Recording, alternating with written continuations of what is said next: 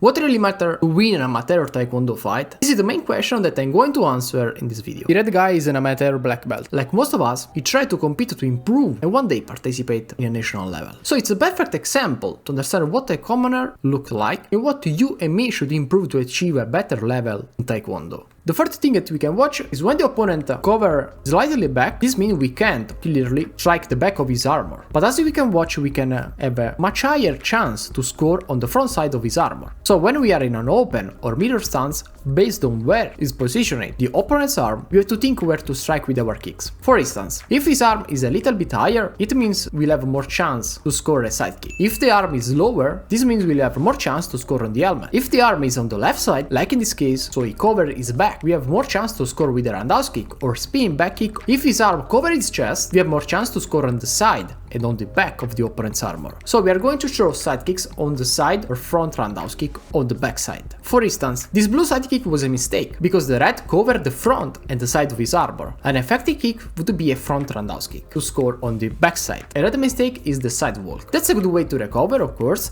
but you have to be out of your opponent's range. In this case, you didn't realize that he stepped in, so he was able to close the distance and luckily you responded very well, but he stopped your breathing time. So if you want to recover, you have to stay far from your opponent kicks. We talked about this run in this previous video. It's a very bad choice and that's why you to watch my previous video if you didn't watch it. You can click in the top right corner or maybe you can watch it later. I take this action to explain how feints works and how can we use feints in our fights. So maybe you can acquire a better knowledge about feints. So the red is using some feints to taunt his opponent, but actually I don't understand why he was doing that. In the end it went well because the referee assigned a penalty to the opponent, but I don't see a real thinking flow behind this action. In Taekwondo we can use feints for multiple reasons. Learn the opponent distance. By provoking or taunting our opponent, we can understand what's the maximum range of the opponent's leg, or maybe we can understand his reaction. To apply this technique, we have to play a little bit far, maybe to square from our opponent, so that we can easily dodge the opponent's kick. Another way to use feints is to build tension. We can create tension on the opponent's mind and body with feints. And by watching this clip, the blue reacted on the second taunt, so the red could have struck with a kick and score probably some points. Performing a feint and then strike with a kick, it's a common option for most high-level players. So you have to emulate this action also in your fights. First use feints, then strike your kicks. The last one that I remember in this moment is to create some openings.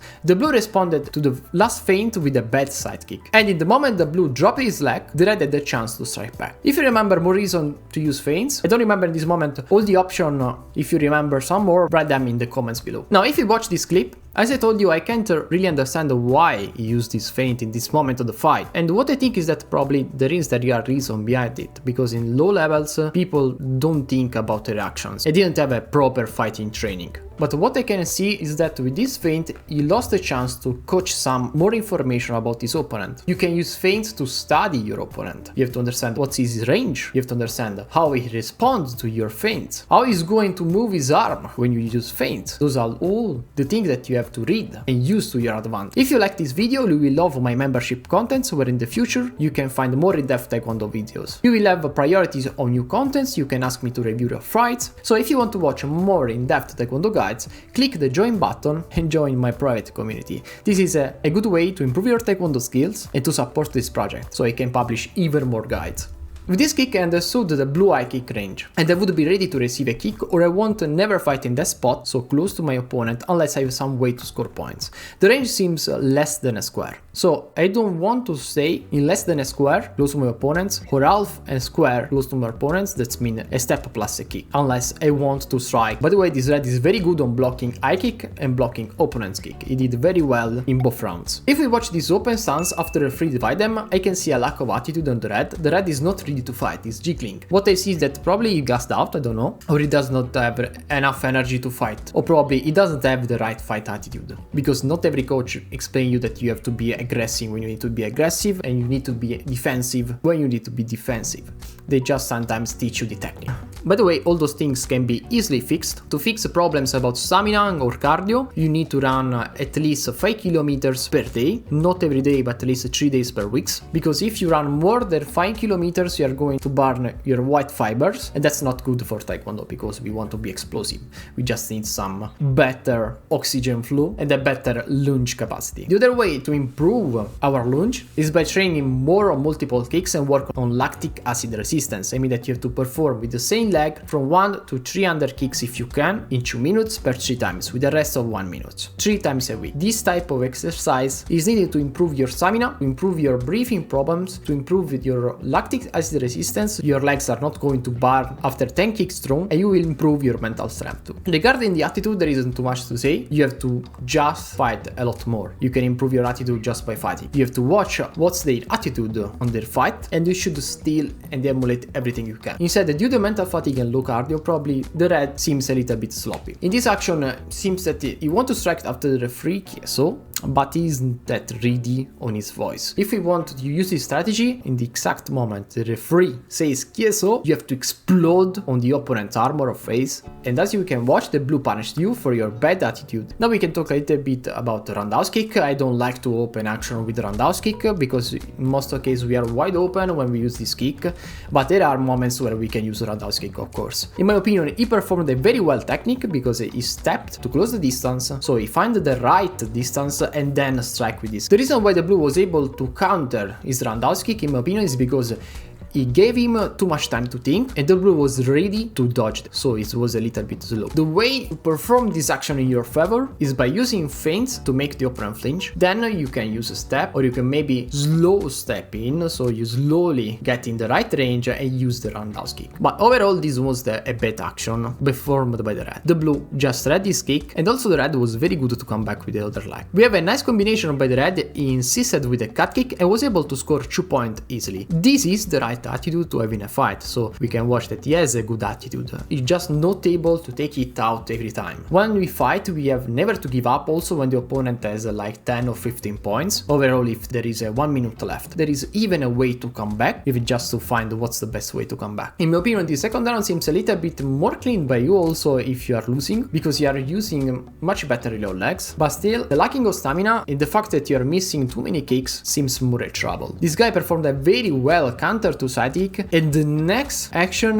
was very nice. He didn't give up on the first kick, but he was able to score points with another kick. Unlucky the opponent performed an high crescent kick, that's not a problem. But as you can watch, we need to score, we need to strike with multiple kicks to score at least one. The only thing that I can say about this opponent action is that I don't think there was a way that you could avoid it. Probably there are, of course, techniques that you could use, like close, hug your opponent, but for the action, for the momentum that you had, you played it the best you could in that moment. So congratulations, don't worry about your opponent, you played it very well. The spinning hug kick was a situation that the red could avoid, and here there is a lack of a fight experience. For his next fights, in my opinion, he should never fight in the corner. For example, when the opponent pushes in the corner, you have multiple choice. You can get out, you can hug him, you can strike on your opponent, you can attack first, of course. So you can easily get out or hug him, and like in this case, he didn't let you escape, but he gives you a free chance to hug. So you had to hug him and turn your opponent in the corner. And now, in that case, you had the advantage to strike. So the opponent had the chance to strike easily with a spinning nut kick because he had a better ground advantage. So in the red mine, probably he couldn't dodge because it was at the border. And that's the reason why a lot of points, a lot of spinning points are done when the opponent is in the corner. Of course, with the 16 points, the gap is too huge, so it's very hard to come back. Overall, when you have 9 injuries, you gassed out. So the chance to come back